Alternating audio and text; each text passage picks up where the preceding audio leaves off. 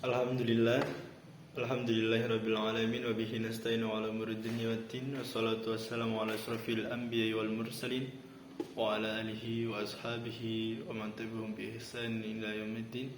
Asyhadu an la ilaha illallah wa asyhadu anna Muhammadan abduhu wa rasuluh la nabiyya wa la rasula ba'da. Qala Allah ta'ala fi kitabihil karim, innallaha wa malaikatahu yusholluna 'alan nabi ya ayyuhalladzina amanu sallu 'alaihi wa sallimu taslima. Awalan hayya bina nashkurullaha ta'ala alladzi qad a'tana ni'aman katsiratan wa hidayatan kabiratan hatta nastati'a wa an najtami'a fi hadzal makanil mubarak. Saniyan salatan wa salaman daimaini mutanazimaini ala habibina syafi'ina wa qurrata a'yunina wa maulana Muhammadin sallallahu alaihi wasallam alladzi qad hamalana minadh dhulumati ilan nur wa ila siratal mustaqim.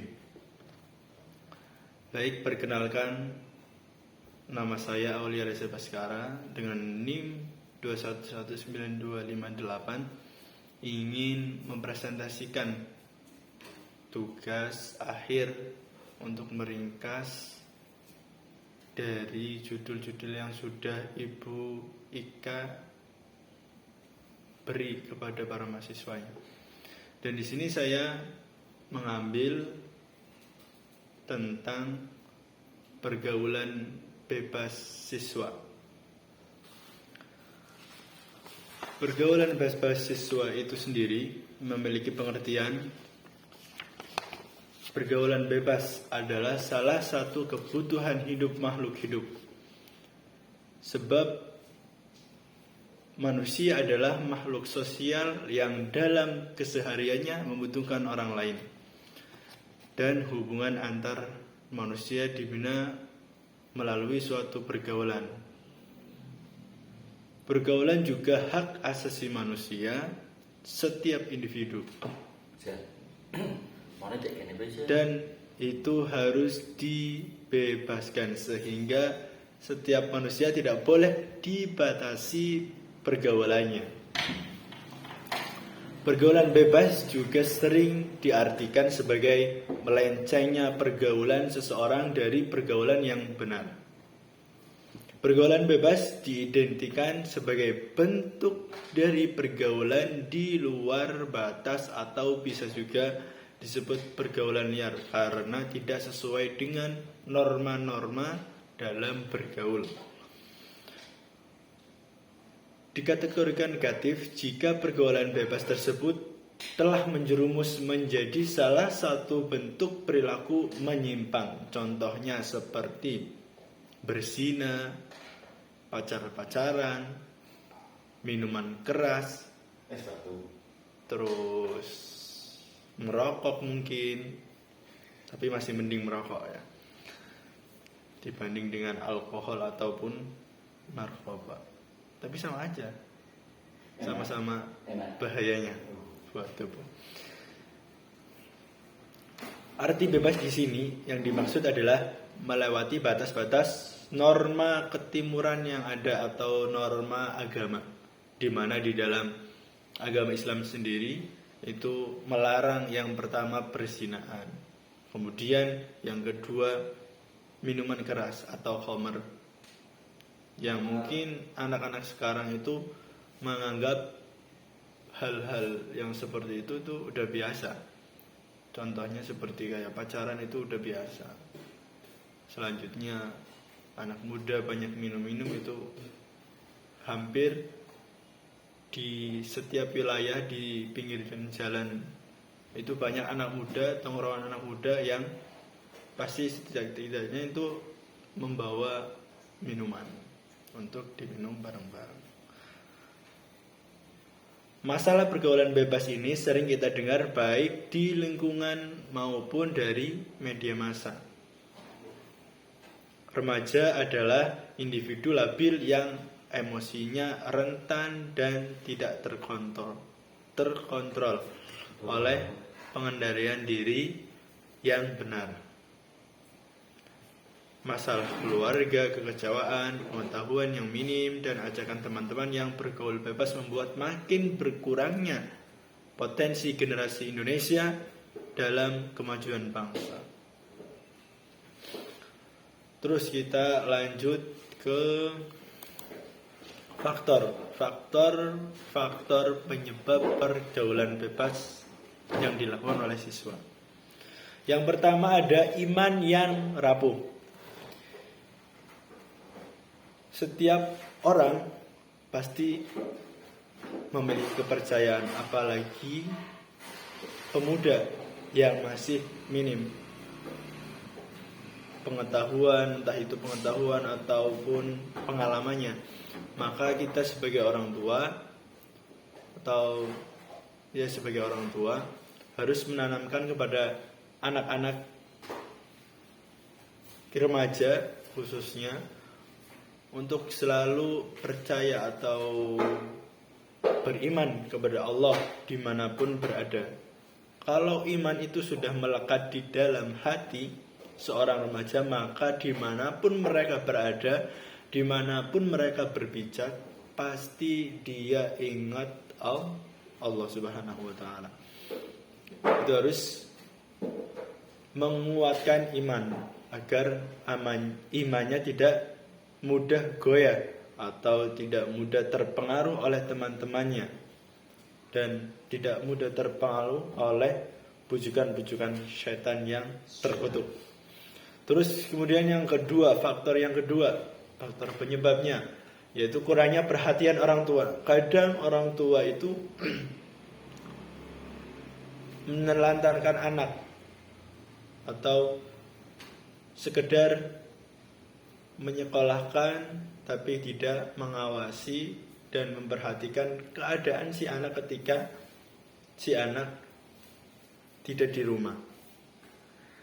Kalau di rumah orang tua lihat, orang tua bisa menegur ketika anaknya melakukan kesalahan, tapi tidak ketika anak itu sedang bergaul dengan anak-anak remaja yang lain. Maka dari itu sebagai orang tua kita harus lebih memperhatikan, lebih menyayangi anak kita untuk tidak mudah bergaul dengan siapa saja. Terus faktor yang ketiga ada pelampiasan diri. Kita tahu bahwasanya remaja itu labil, masih mencari jati dirinya. Maka anak muda sering melampiaskan dirinya, yaitu mereka nafsunya besar dalam diri itu besar, ingin pacaran, ingin punya teman chat gitu kan, biar nggak sepi katanya. Kemudian yang keempat salah bergaul. Kita boleh bergaul dengan siapa aja, tapi tetap iman kita harus kuat. Dan sebenarnya teman itu harus milih-milih teman. Karena kalau kita bergaul, tapi bukan dalam artian milih teman itu milih yang kaya terus kita berteman gitu, enggak. Tapi yang baik, budi pekertinya baik, akhlaknya itu, agar pergaulannya tidak salah. Karena ada pepatah yang mengatakan ketika kita bergaul dengan penjual minyak wangi, maka kita juga akan ikut wangi. Sebaliknya, jika kita juga kita berteman dengan kita berteman dengan penjual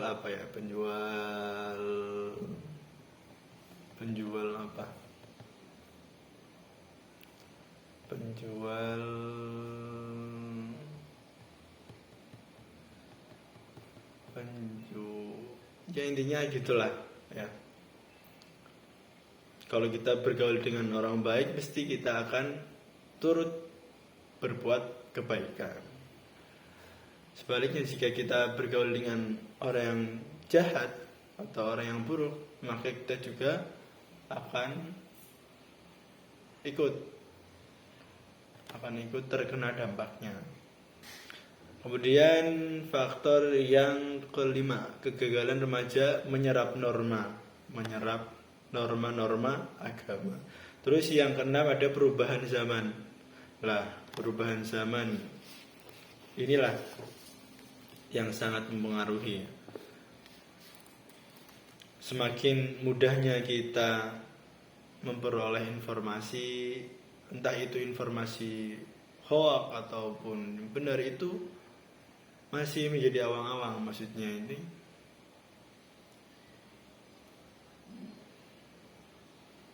buruk atau baiknya kita dalam menyerap suatu informasi. Kemudian faktor kesadaran atau kedewasaan, karena remaja itu memiliki kesadaran bahwasanya mereka itu udah dewasa. Saya itu udah dewasa, nggak perlu diatur, gitu. Punya pendiriannya sendiri, gitu. Terus faktor budaya. Terus yang terakhir faktor keseimbangan hidup. Selanjutnya ada upaya pencegahan. Upaya pencegahannya yaitu yang pertama, menanamkan nilai-nilai agama, moral dan budaya kepada para remaja. Dengan lagi-lagi sebagai orang tua, alangkah baiknya selalu menasehati, selalu membimbing anak-anaknya agar dalam bergaul itu baik, bergaulnya baik, tidak bergaul dengan orang-orang yang tidak baik. Kemudian upaya yang kedua yaitu penyuluhan pada remaja. Kita bisa mengadakan kegiatan seminar melalui kepala desa mungkin. Nanti ada acara motivasi dan yang lain. Terus yang ketiga, selektif dalam memilih teman ini. Selektif dalam memilih teman. Kita harus pilih-pilih mana teman yang baik, mana teman yang buruk, agar kita tidak terjerumus ke dalam keburukan. Terus upaya pencegahan yang keempat yaitu selalu ingat ke orang tua. Begitu susahnya orang tua itu mengasuh kita, apalagi ibu yang telah mengandung kita selama 9 bulan lamanya, kemudian menyusui kita selama 2 tahun, kemudian menyapihnya, itu susahnya luar biasa.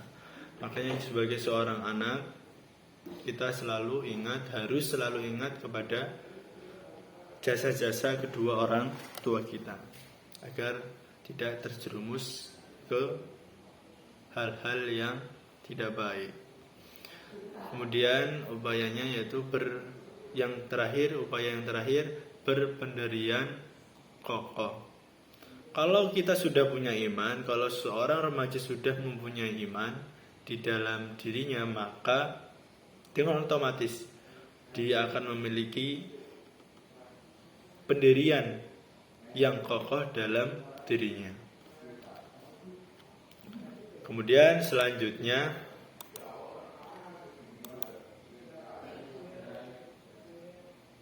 tadi harusnya dampaknya dulu ya, tapi tidak apa-apa wis. Dampak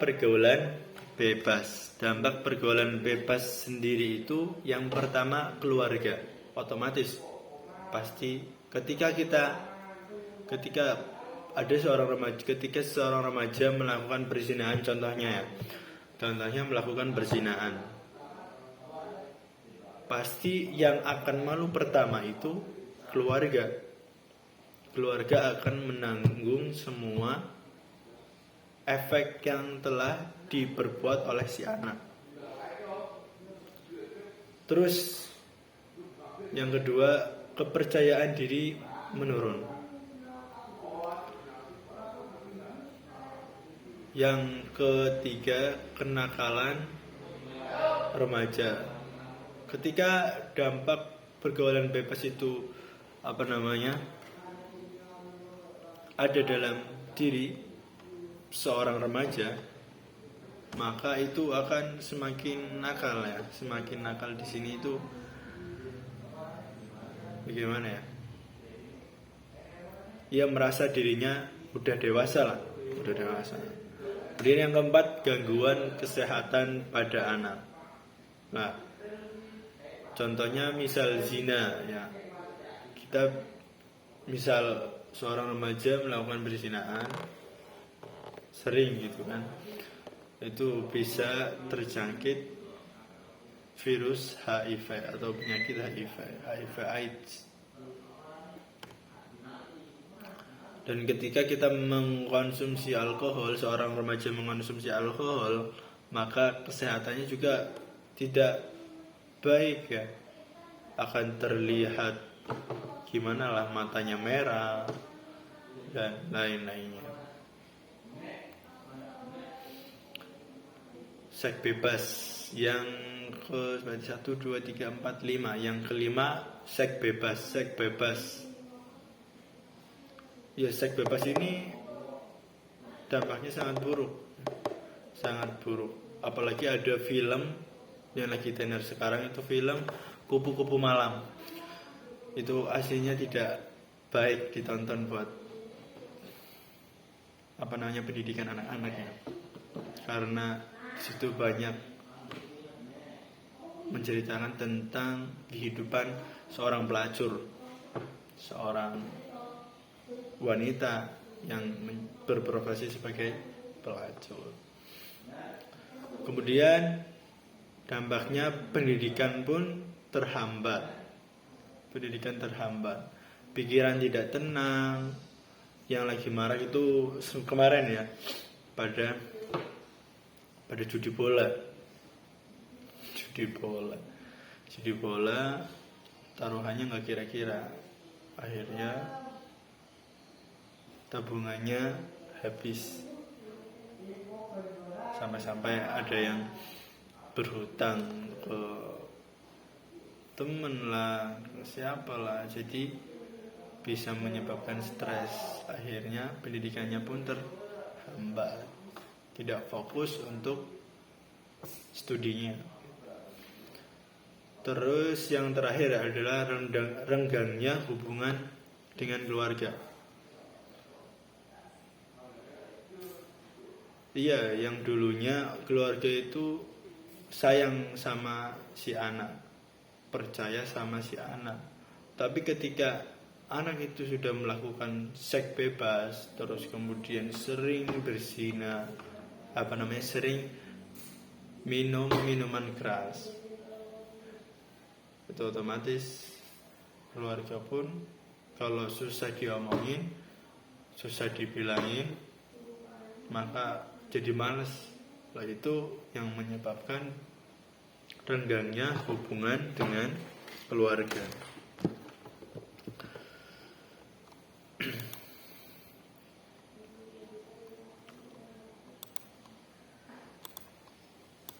Kesimpulan dari presentasi yang sudah saya bawakan sedari tadi adalah pergaulan bebas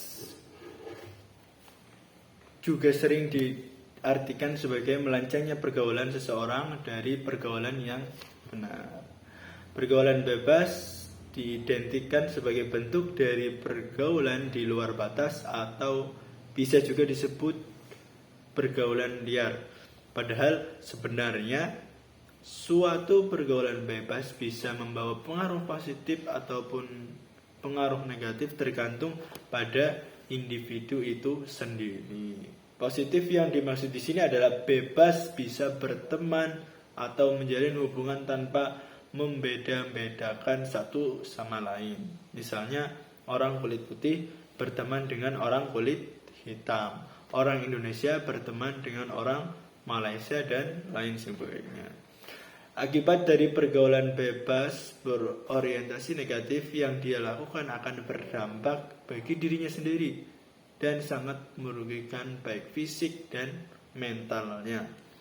Walaupun perbuatan itu dapat memberikan suatu kenikmatan, akan tetapi itu semua hanya kenikmatan sesaat saja. Pergaulan bebas yang dilakukannya akan membawa dampak bagi fisik, yaitu sering terserang berbagai penyakit karena gaya hidup yang tidak teratur. Mungkin hanya itu yang bisa saya presentasikan pada pertemuan kali ini. Semoga bisa diserap atau bisa bermanfaat di kemudian hari. Syukron ala husni ihtimamikum. Assalamualaikum warahmatullahi wabarakatuh.